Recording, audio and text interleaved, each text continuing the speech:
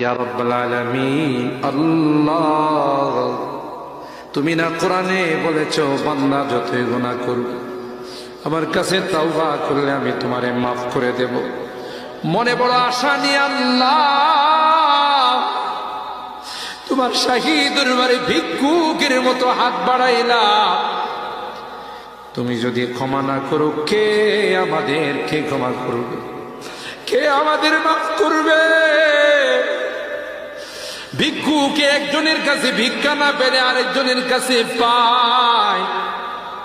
এক দুয়ার থেকে বিতাড়িত হলে আরেক দুয়ারে যায়।